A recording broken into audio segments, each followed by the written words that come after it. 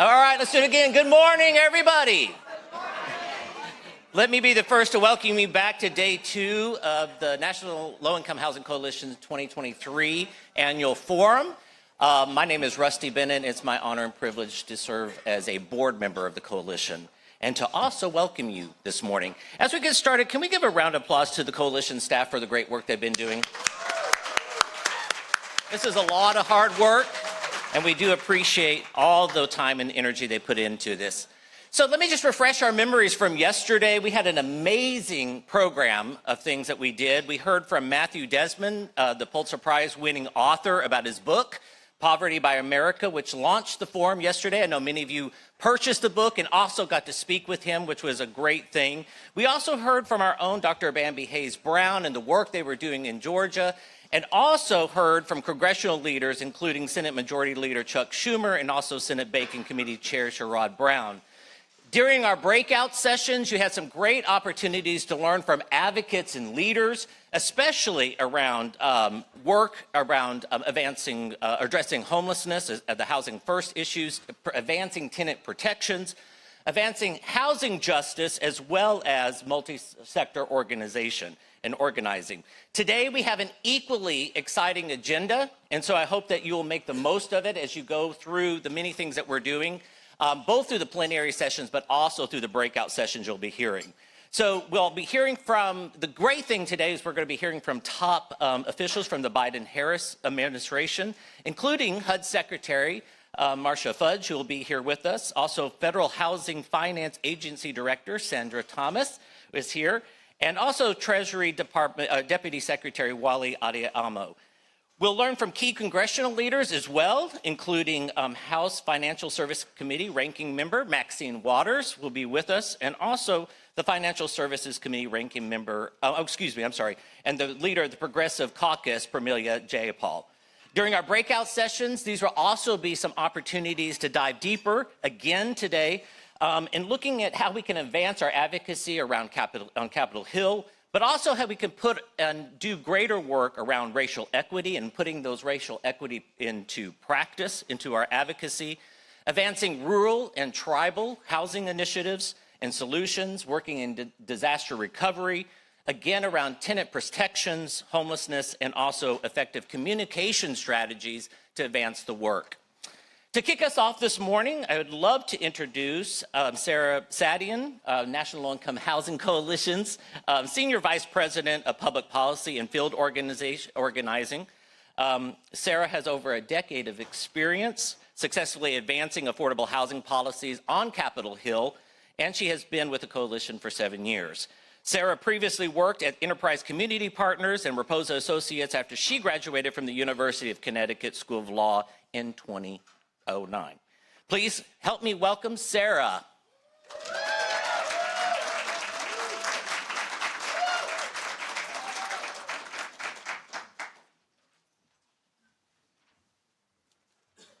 Welcome, everybody. I hope you're having a great time at the forum. I know I am. But we have a very special guest with us today, the Director of the Federal Housing Finance Agency, Sandra Thompson. Before serving in this role, Ms. Thompson served as the Deputy Director of the Division of Housing Mission and Goals, where she oversaw the agency's housing and regulatory policy, fair lending activities, and all mission activities for Fannie, Freddie, and the Federal Home Loan Banks. Before that, she worked at the FDIC for more than 23 years in key leadership positions, and we're so happy to have her today. Please help me welcome her to the stage.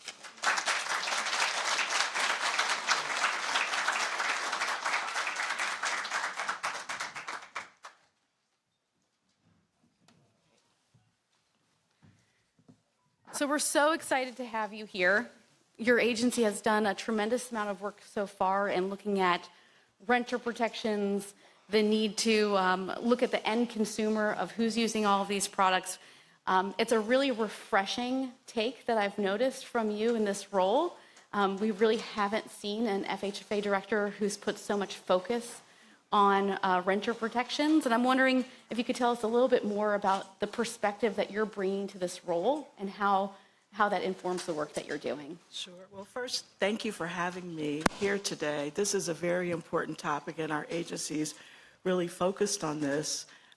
What do I bring to the role? I really try to bring all of who I am, and that's from both a personal and a professional perspective.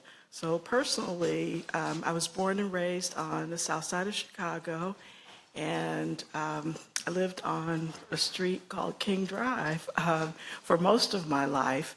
And my mother still lives there.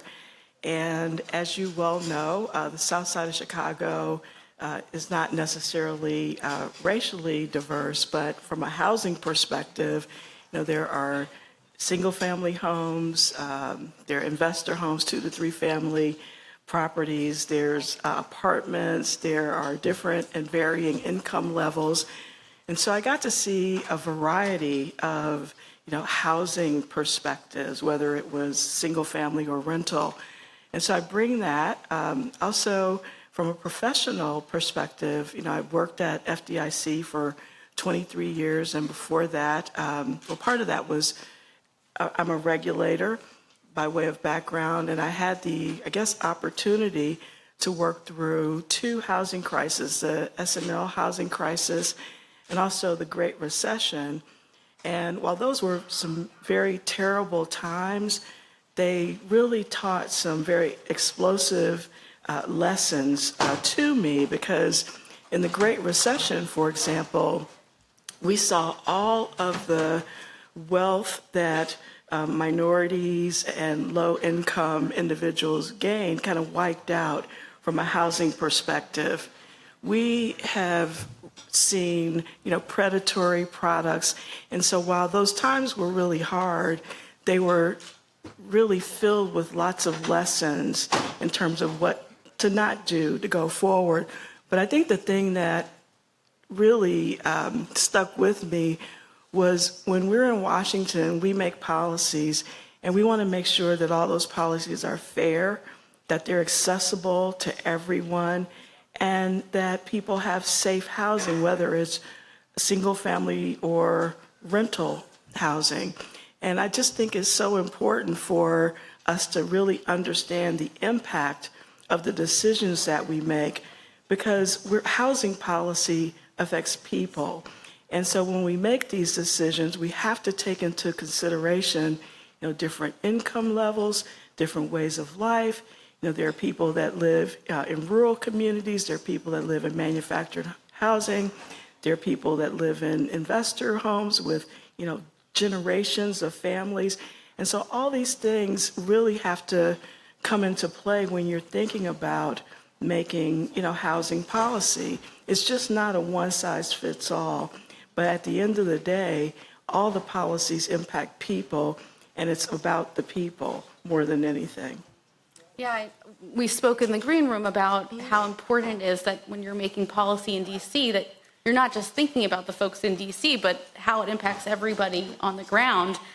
And one of the key places where you'll have an opportunity to do that and reflect that in your work is with the White House blueprint on renter protections. And I'm wondering if you can tell us a little bit more about that endeavor and about FHFA's role. And just to preface it, I'll say that earlier yesterday, when Diane was giving her speech, she noted that this is really the first time that we've seen a White House to this extent talk about the need for renter protections. It's really a milestone in terms of focusing on the tenant.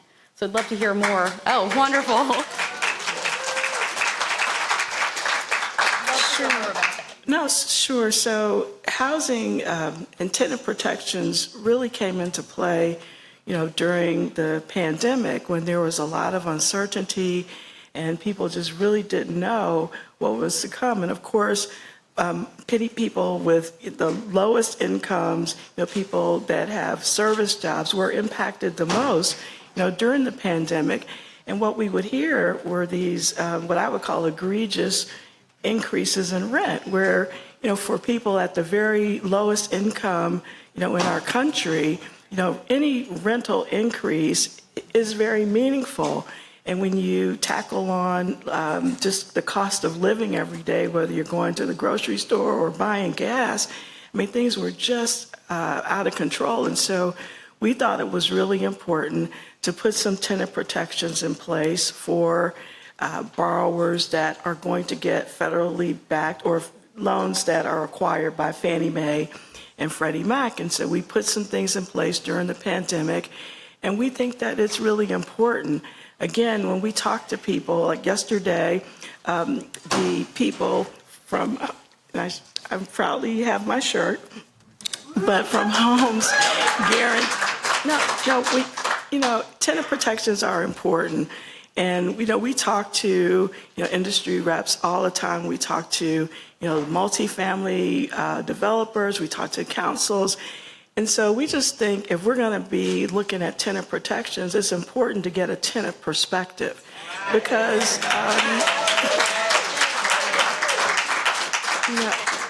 and that's, the biggest stakeholders. And again, when we talk about policies, we're talking about impact. Who's going to be impacted by these policies and how? And I certainly have met with a number of industry stakeholders. And what I've been doing lately, I met with Homes Guarantee yesterday. I'm happy to meet with others. But I've actually been going out to different properties that are owned by Fannie and Freddie and other properties because I really need to see, outside of my office, the impact that we're having. And when you go to properties, you see really, why you come to work every day, and you see the public that you serve. And the public isn't just some of us, it's all of us. And it's across the country, and it's persons from different backgrounds, different walks of life. And it's just very important to have that perspective when you have to make a decision. And so here's the issue, here's the recommendation from a policy perspective, but how is it going to impact on a broad base different people? And really understanding that before we make those types of decisions. So we think that tenant protections are important. We're going to conduct a round of engagements with all of the stakeholders that are involved in this process. And we're going to have, webinars, we're going to have workshops, and we want to make sure that, we do everything that we can to really make a difference, an impactful difference that is meaningful in the lives of the people that are going to be impacted, and also the other stakeholders. I have talked to a number of members at the Multifamily Housing Council and other lenders that sell loans to Fannie Mae and Freddie Mac, and they're very much, engaged in this, and I think we can work together to come up with some solutions that work for everybody. Is it going to be a silver bullet or panacea? I don't think so, but I think just having the conversation with all the impacted people is really going to make for informed policy decisions. Yeah, and I think it's really notable that when it comes to the White House blueprint on renter protections, there's a really big role for FHFA because you have such an impact on the market overall. You mentioned some of the roundtables you're thinking about doing. Are there other opportunities for advocates to be engaging throughout that process? What might that look like? Sure. So we're also going to have a request for input, and we are looking forward to receiving input, in a written form from stakeholders who may not be able to attend the roundtables or who may not be able to participate in the webinars, but we're trying to get as much information as we can. It's going to be a robust engagement, and we are really looking forward to ensuring that we do get varying perspectives. And I've told my staff, and this is really important to me, that it's important when we're talking about tenant protections, we do get viewpoints from tenants because it seems odd to make policies that impact people and not get their perspective as we're doing this policy making. But we also at FHFA, we have lots of ways that we're trying to address, this housing supply. Affordability is just so elusive these days, whether it's rental or, or purchase single-family homes. And so we want to make sure that we're doing everything that we can to really try to address the housing needs that people have throughout this country. We believe everybody deserves a safe, decent, and affordable place to live.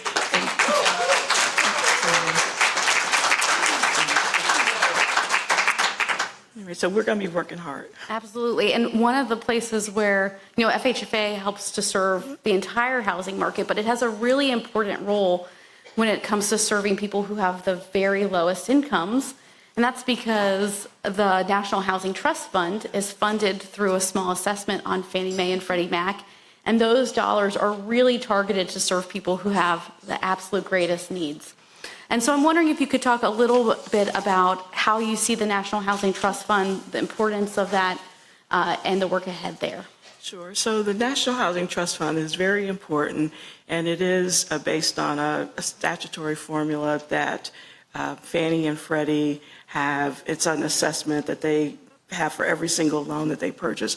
And I think we just made the announcement last week, and I think it was like $354 million, which was lower than it was in 2020 and 2021 and 2022, because the acquisitions, people were, Fannie and Freddie were buying more loans during that time frame because the interest rates were so low, so there was more volume coming in, and the fee it's really volume based. But the way we get the funds, and then we send them to HUD, and then HUD administers the funds to the states, and then the states really target the communities that will be impacted. I think 80% of the trust fund has to go towards rental, and 10% can be used towards down payment. And so we just think that those funds are so important to trying to address the housing shortage and the housing needs. I think the funds can be used towards rehabilitation or renovation. They can be used for also building as well. And so we're just hopeful that the funds are used in a really good way, and that we're trying to think of other ways to be helpful to really try to address this housing supply shortage. Absolutely. And I know our partners in the room are more than happy to assist in that effort. We're more than happy to take you on tours of developments that have been using Housing Trust Fund dollars. And I know all of us in this room are engaged in the fight to increase resources for the National Housing Trust Fund so that you and others can help implement that and really tackle the housing crisis. I think we have a couple of minutes for questions from the audience. So I'm going to ask our mic runners if they can go around the room and help us.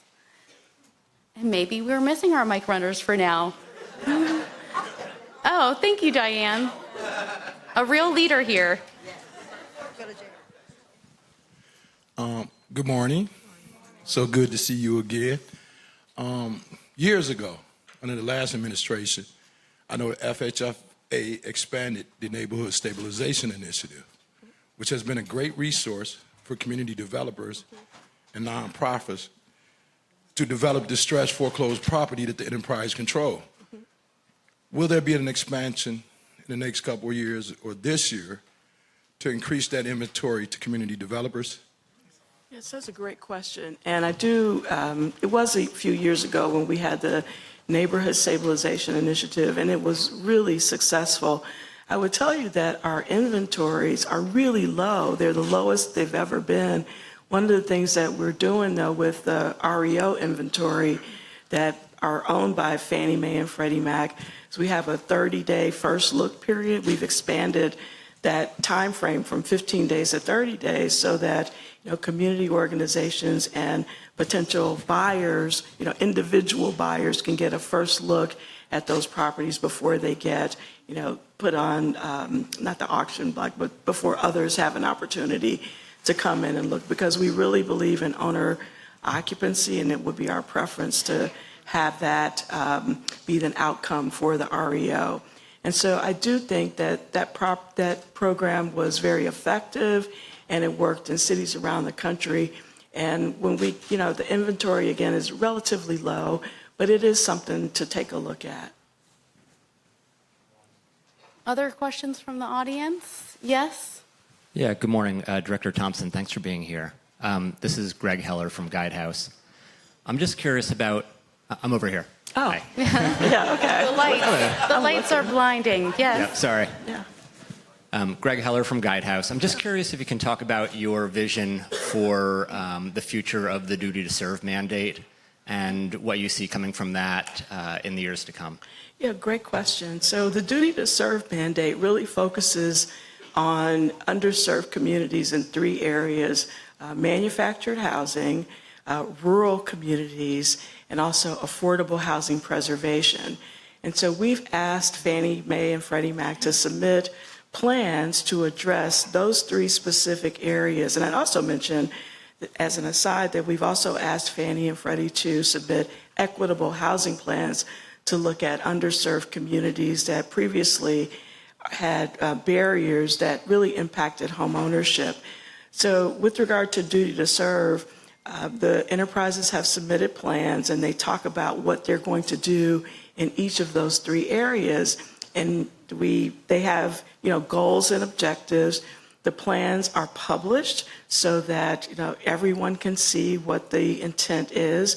And then we grade the plans, whether they're acceptable or not. And I would say last year, I did not approve the plans on the first submission. Now, I'm not sure if I'd approved on the second, but the third, because these underserved areas are really important.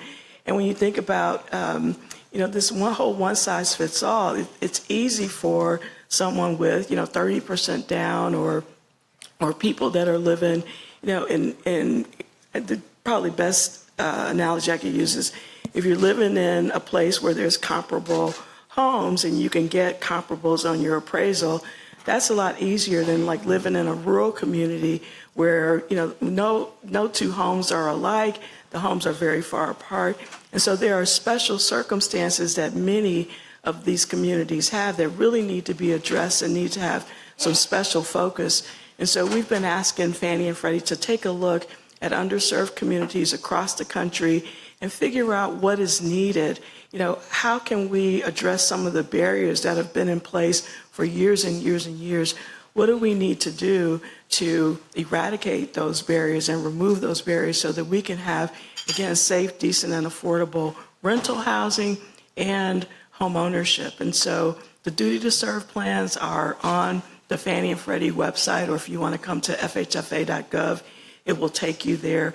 And the equitable housing plans have been published as well. So you can see these are the things that we're working on. It's the costs are just incredulous, especially when you're talking about home buying for loans that have a very small balance. By the time you add in all the closing costs, I'm not sure if it's worth it for people to really, refinance or purchase. And so what can we do to be helpful?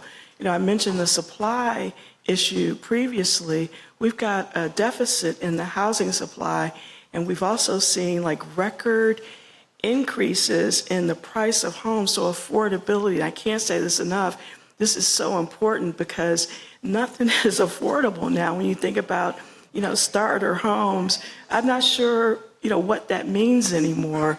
When you're looking at the increase in homes versus the increase in incomes, there's a huge gap there. Right. And so just trying to figure out what can we do, the policymakers, to be helpful in this area that is so impactful to just people across this country. Absolutely. In a way, the problem has gotten so big that there's a lot more attention on the housing crisis. But as many folks in this room know, we've been in a housing crisis for a very long time, especially for people with the lowest incomes. So there's always this risk of, does all this new attention focus solutions on middle income households only? But that's why we so appreciate your leadership here, because we know that you're very focused on people with the lowest incomes and making sure the entire market is being served. So really appreciate that. I think we have time for one or two more questions from the audience. Ikra? So good morning. I am from Boston, Massachusetts. So where I think administrations drop the ball is on enforcement, not so much on the tenant protections themselves. So what plans does your administration have to enforce enforcement? So for my regulated entities, we provide financing for loans that are sold. We provide liquidity to the secondary market. And I think a conversation, and I think the HUD secretary will be here this afternoon, and they certainly have enforcement authority.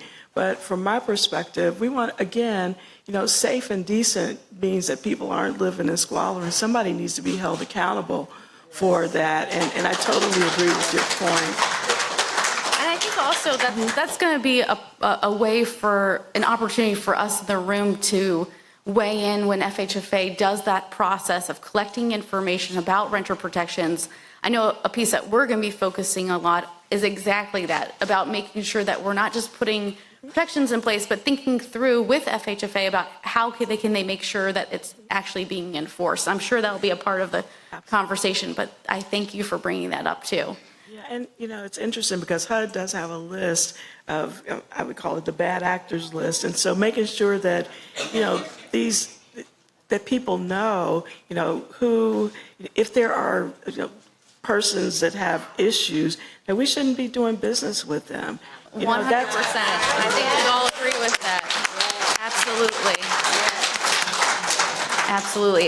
It's really about the federal government using the power of the purse to help set the tone for the housing market and the housing industry and hold landlords accountable if they're not doing what they need to be doing. And of course, that doesn't apply to all landlords, because I am certain that there are some that are good, but the ones that are not so good probably need to be held accountable. Absolutely. So appreciate that.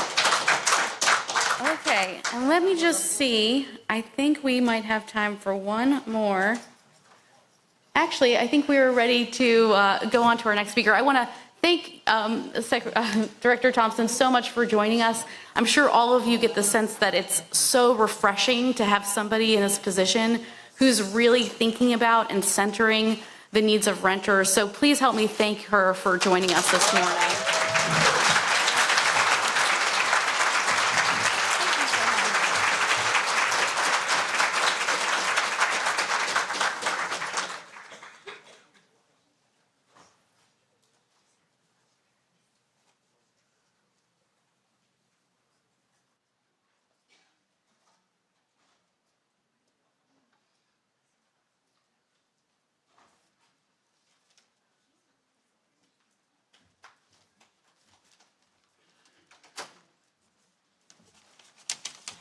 Good morning. Well, I'm very pleased this morning. My name is Moises Loza. I'm a board member of the National Low-Income Housing Coalition. I'm very pleased this morning to be joined by Deputy Secretary of the U.S. Department of the Treasury, Mr. Wally Adeyemo. Mr. Adeyemo previously served as a Deputy National Security Advisor for International Economics and Deputy Director of the National Economic Council under President Obama. He's also served as the first Chief of Staff for the newly created Consumer Financial Protection Bureau. In his current position, he has taken a leading role in Treasury's national security, economic inequality, and pandemic-related economic recovery work, including overseeing the department's emergency rental assistance program. I'd like to ask Mr. Adeyemo to join us, please.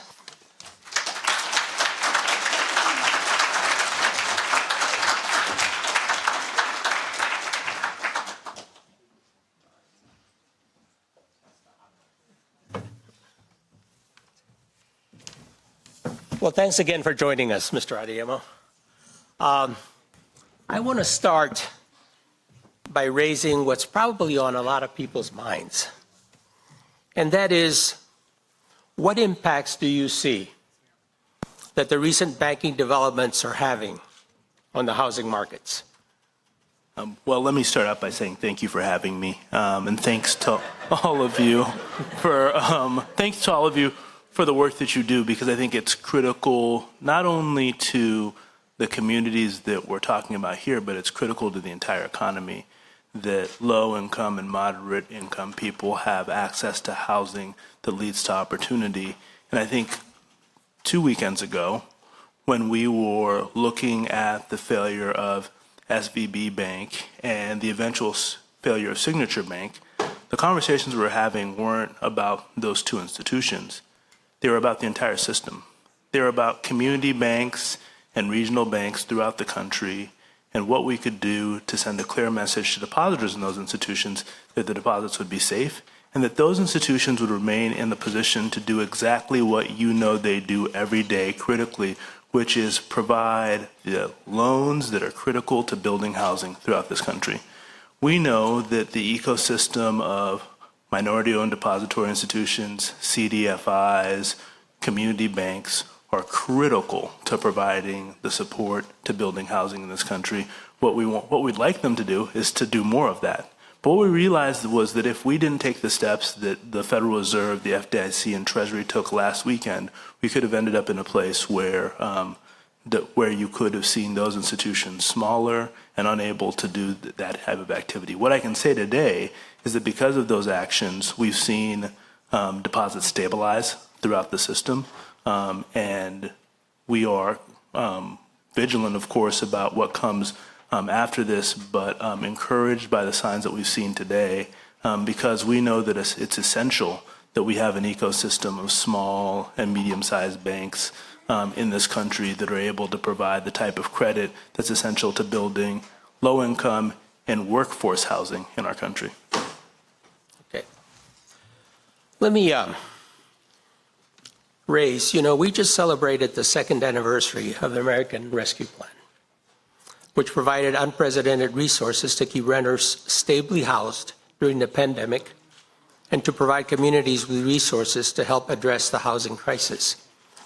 The Emergency Rental Assistance Program, for example, kept millions of renters in their homes and saved lives by preventing the spread of COVID-19.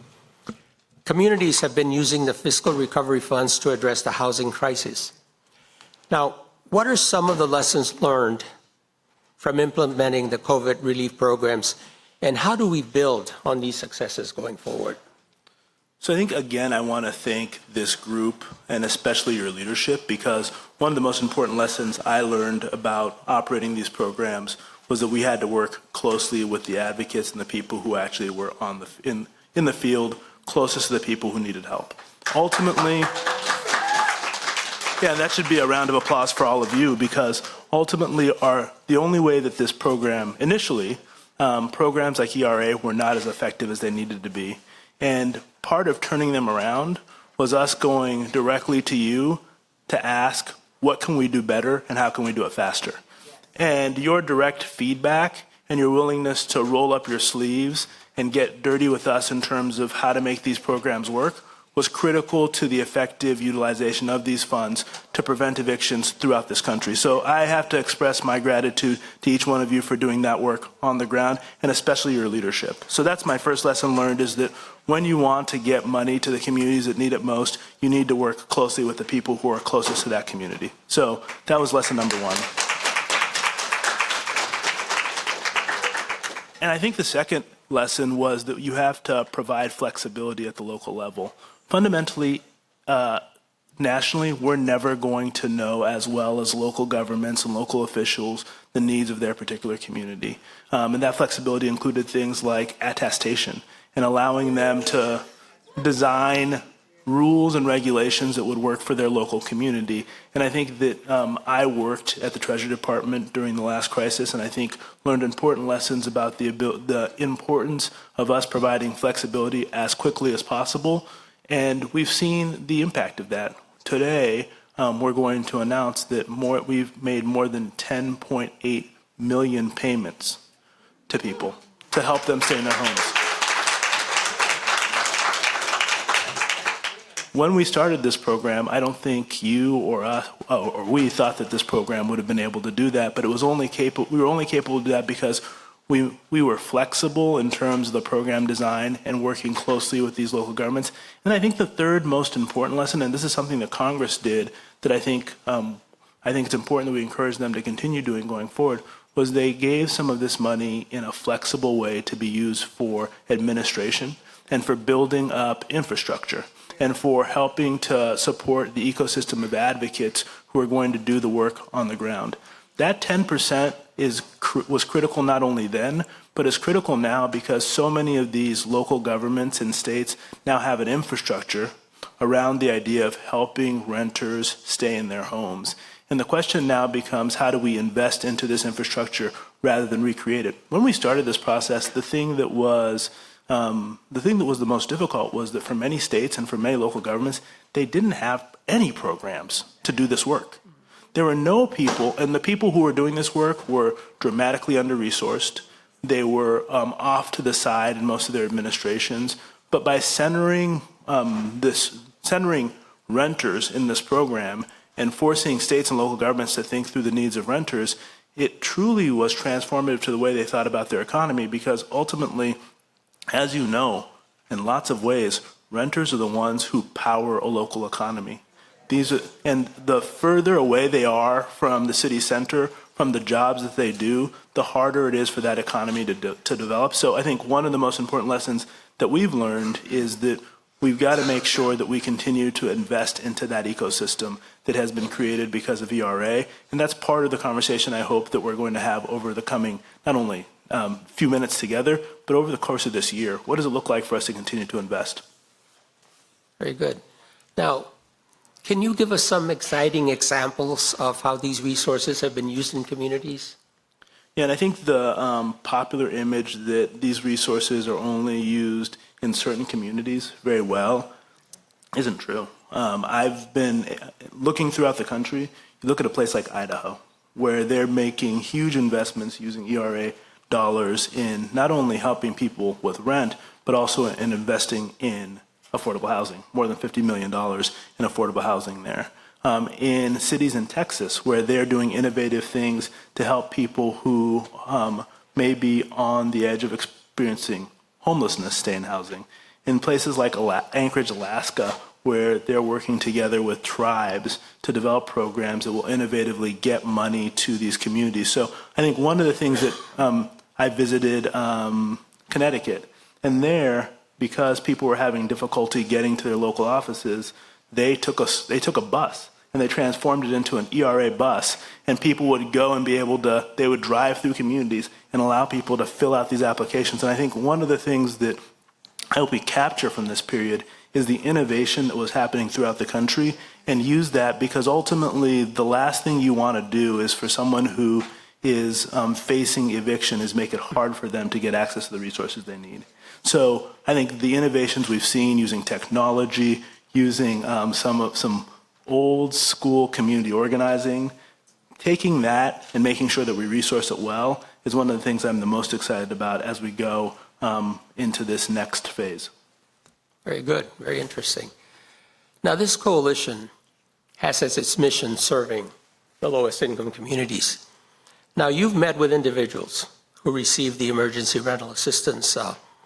And now, what did you learn from engaging directly with the people that have lived in those experiences, that are in that community?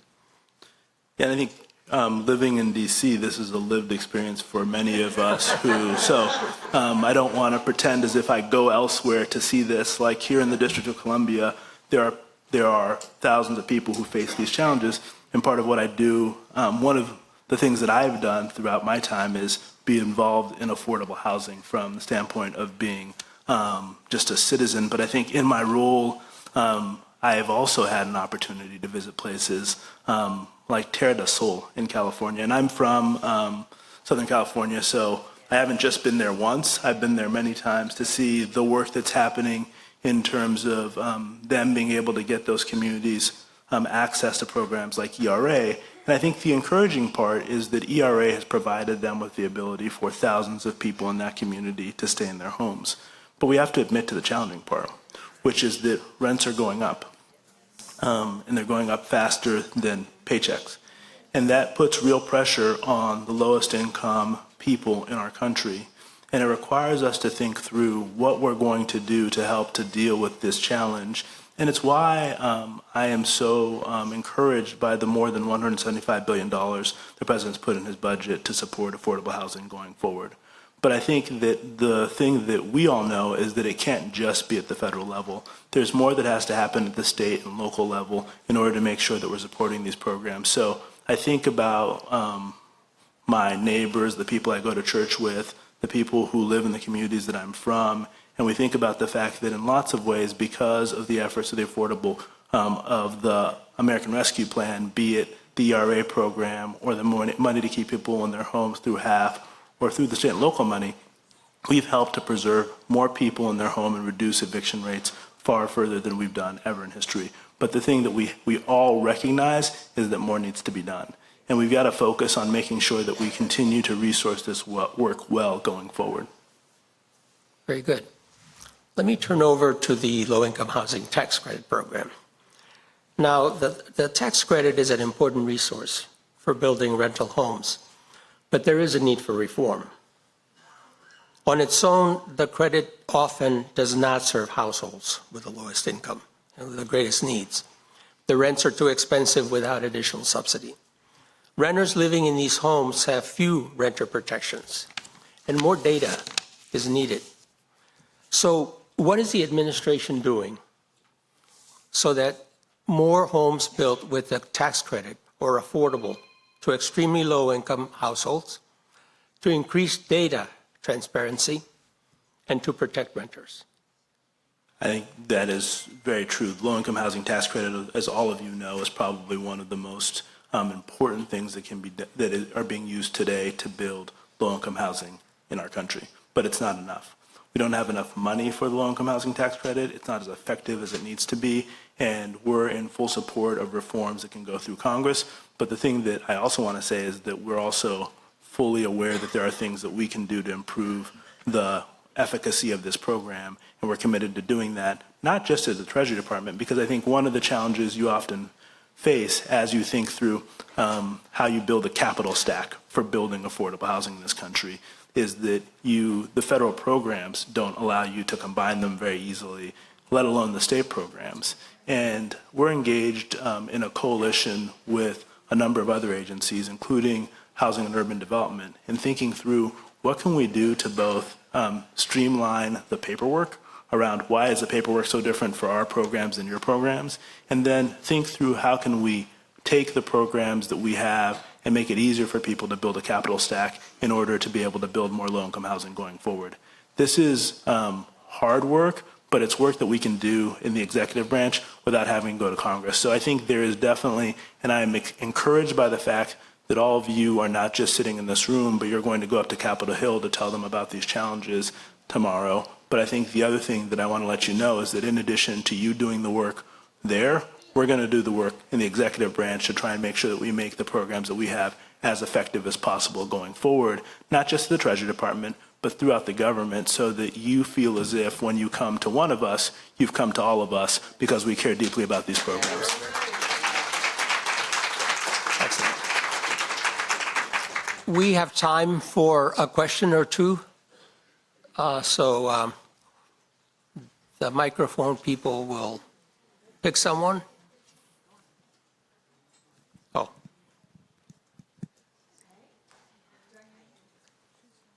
Okay, it's hard to see with the light, but.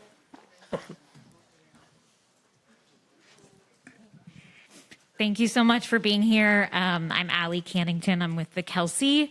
And as you just spoke to, the low-income housing tax credit is the largest main driver of affordable housing in this country. And there's still, to this day, within LIHTC, there's no accessibility standard for housing embedded in the program. And with the overlapping need of people with disabilities needing affordable and accessible housing, let alone our growing older adult population, and with the current state of housing being less than 1% of housing being accessible to wheelchair users and less than 5% being accessible to people with mobility or sensory disabilities, how do you see the low-income housing tax credit being more accountable to ensuring that our future housing stock that's affordable is not just affordable to the people with lowest incomes, but also accessible? Thank you. Yeah. I think you raise an important issue, and I think that oftentimes people act as if building in accessibility standards will limit the ability for you to build affordable housing. And I think that we have to make very clear that is not true. That is a false choice.